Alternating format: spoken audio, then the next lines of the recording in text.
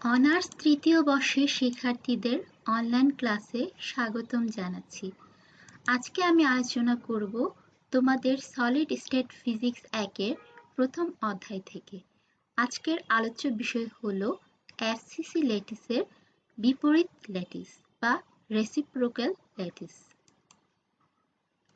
প্রথমে আমরা একটি এফসিসি ল্যাটিসের একক কোষ নিই। চিত্রে আমরা দেখতে পাচ্ছি একটি একক কোষ। আমরা জানি এফসিসি ল্যাটিসের ক্ষেত্রে 6 তলের মধ্যবিন্দুতে 6টি ল্যাটিস পয়েন্ট থাকে। আলোচনার সুবিধার জন্য আমরা এখানে 3টি ল্যাটিস পয়েন্ট দেখিয়েছি। আমরা ধরে নিচ্ছি এটি হচ্ছে একটি কিউবিক ল্যাটিস। কিউবিক ল্যাটিসের ক্ষেত্রে প্রত্যেকটা বাহু সমান থাকে। এখানে ধরে নিচ্ছি প্রতিটা বাহুর দৈর্ঘ্য হচ্ছে a। ও হচ্ছে এখানে মূল বিন্দু। প্রথমে আমরা এই ল্যাটিস পয়েন্টটি বিবেচনা করব। এই ল্যাটিস পয়েন্টটি চিত্র থেকে দেখতে পাচ্ছি x অক্ষ বরাবর a/2 দূরত্ব দূরে আছে এবং y অক্ষ বরাবর a/2 দূরত্ব দূরে আছে। z অক্ষ বরাবর এর স্থানাঙ্ক 0।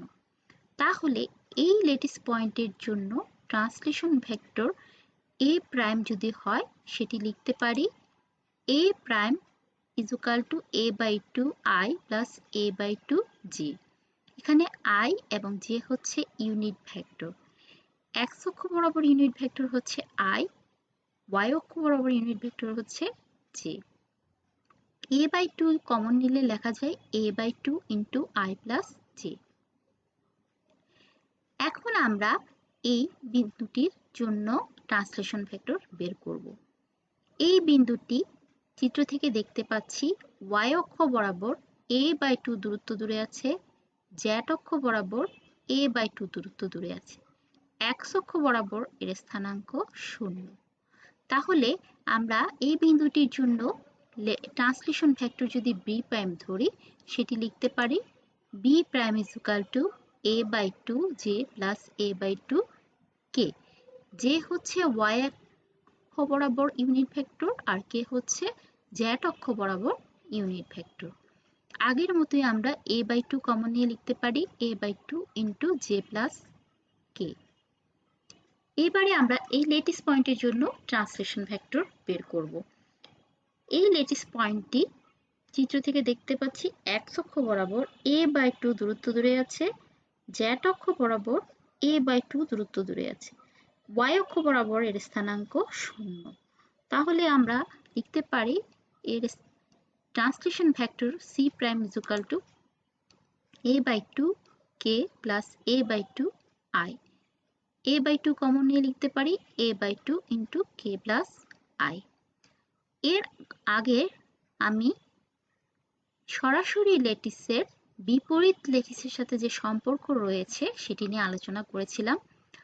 সরাসরি ল্যাটিসের ক্ষেত্রে ট্রান্সলেশন ভেক্টরগুলো যদি হয় a প্রাইম, b প্রাইম এবং c প্রাইম, আর বিপরীত ল্যাটিসের ক্ষেত্রে ট্রান্সলেশন ভেক্টরগুলো যদি হয় ক্যাপিটাল A, ক্যাপিটাল B এবং ক্যাপিটাল C, তাহলে তাদের মধ্যে যে সম্পর্ক সেটি হচ্ছে a vector is equal to 2pi into b prime cross c prime divided by a prime dot b prime cross c prime। b vector is equal to 2pi into c prime cross a prime divided by a prime dot b prime cross c prime। c vector is equal to 2pi into a prime cross b prime divided by a prime dot b prime cross c prime। এখানে a, b, c হচ্ছে বিপরীত ল্যাটিসের translation vector, আর a prime, b prime, c আমি আগেই বলেছি সেগুলো হচ্ছে এই সরাসরি ল্যাটিসের ট্রান্সলেশন ভেক্টর। এখন আমরা b prime, c prime, a prime এগুলোর মান এখানে বসিয়ে a, b, c ভেক্টর বের করব। প্রথমে আমরা বের করি b prime cross c prime is equal two কত। i, j কে বসালাম। b prime is equal two আমরা জানি a/2 into j plus k। এখানে j এর সহগ হচ্ছে a/2, তাহলে j এর সহগ আমরা এখানে a/2 লিখব। কে সহগ হচ্ছে a/2, তাহলে আমরা এখানে লিখব a/2, কিন্তু এখানে i নেই, তাহলে আমরা i এর জায়গায় এখানে লিখব 0। c prime is equal two এখানে আছে a/2 into k plus i। i এর সহগ হচ্ছে a/2, যে নাই তাহলে এখানে 0 হবে, k এর সহগ হচ্ছে a/2।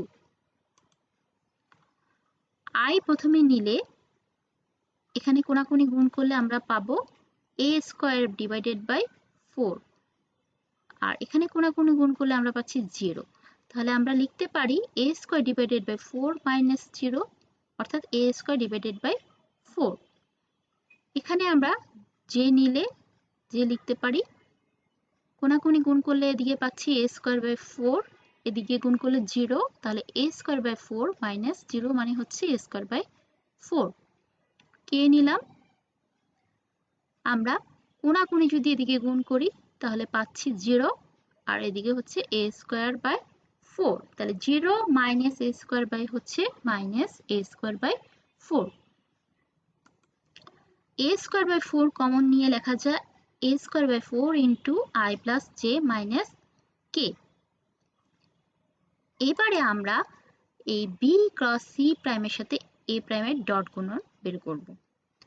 a prime is equal two এখানে আছে a/2 into i plus j, সেটি বসালাম। b prime cross c prime আমরা বের করেছি a square by 4 into i plus j minus k, সেটিও বসালাম। এবার i এর গুলো একসাথে আমরা গুণ করব। i এর সহগ আছে এখানে a/2, এখানে a স্কয়ার বাই 4 গুণ করলে হবে a কিউব বাই 8।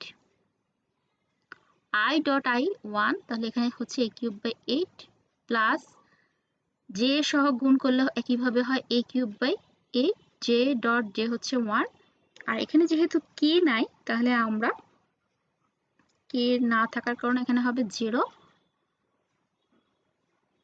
দুটো যোগ করে পাই 2a কিউব বাই 8, কাটাকাটি করার পর হচ্ছে a কিউব বাই 4। এখন এই b prime cross c prime এবং a prime dot b prime cross c প্রাইমের মান আমরা আগের সমীকরণে বসিয়ে পাচ্ছি a vector is equal to 2 pi into a square by 4 into i plus j minus k divided by a cube divided by 4। কাটাকাটি করার পর হবে a vector is equal to 2 pi by a into i plus j minus k। একইভাবে আমরা বের করতে পারি b vector is equal to 2 pi by a into minus i plus j plus k, এবং c vector is equal to 2 pi by a into i minus j plus k। এই যে a b c vector বের হলো, এই translation ভেক্টরগুলো আমরা দেখতে পাচ্ছি BCC ল্যাটিসের translation vector. তাহলে FCC ল্যাটিসের উল্টো ল্যাটিস বা বিপরীত ল্যাটিস নিলে সেটি হবে BCC ল্যাটিস, অর্থাৎ FCC ল্যাটিসের বিপরীত ল্যাটিস হচ্ছে BCC ল্যাটিস। Thank you.